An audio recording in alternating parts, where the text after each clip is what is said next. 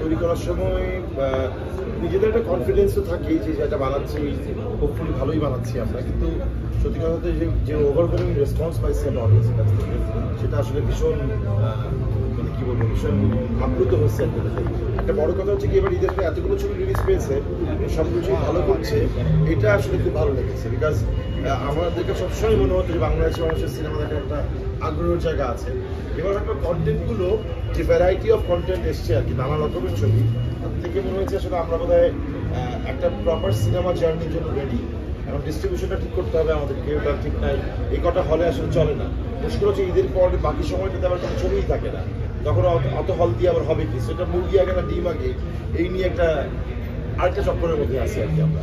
তো আমার কাছে মনে হয় আসলে ওগুলো একটা ইন্টারেস্টিং বিষয়। যেহেতু আপনারা আসলে চক্করের আসলে ফান্ডিং পার্টটা ভাই বলছিলেন, একটা জিনিস জানতেই চাইবো আপনাদের কাছ থেকে হয়তো পর্যায়ক্রমে বলতে পারেন, আসলে মহাচক্করে পড়ার কোনো প্ল্যান করছেন কিনা বা করবেন কিনা দর্শকদের রেসপন্স দেখেন?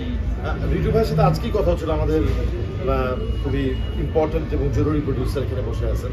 তো আমরা মনে করি যে আমরা সেকেন্ড পার্টটা করতেই চাই একসাথে আবার, বিকজ আমাদের এখনই বলতে চাই না, ভাবতে চাই, বোঝাপড়ার বিষয় আছে, রিসার্চ আছে, আর যে কোনো প্রথম ছবি ভালো হয়ে গেলে সেকেন্ড ছবির এক্সপেকটেশন অনেক বেড়ে যায়, এটা আমরা সবাই জানি। সো সেকেন্ডটা করার আগে আসলে আমাদের অনেক ভেবেই কাজটা করতে হবে, তবে করলে খুব ভালো করে করতে চাই। আর তার চেয়ে বড় কথা এই ছবিটারও শেষ দেখতে চাই আসলে, যেটা বাংলাদেশি আমরা এটাতে কেবল আসলে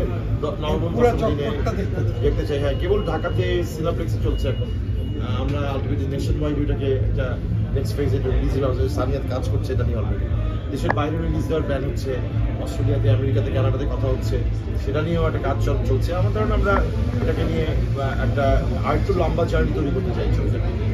এবং ছবি তো আসলে শুধু একটা বিনোদন না, সিনেমা নিজের মধ্যে করে একটা কালচারাল একটা এনভায়রনমেন্ট তৈরি করে দেশের জন্য, সেটাও খুব জরুরি একটা জায়গা মনে করে।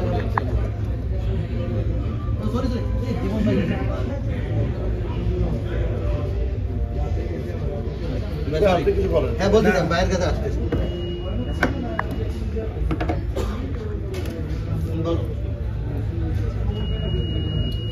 তোমারটা তো সবার উপরে।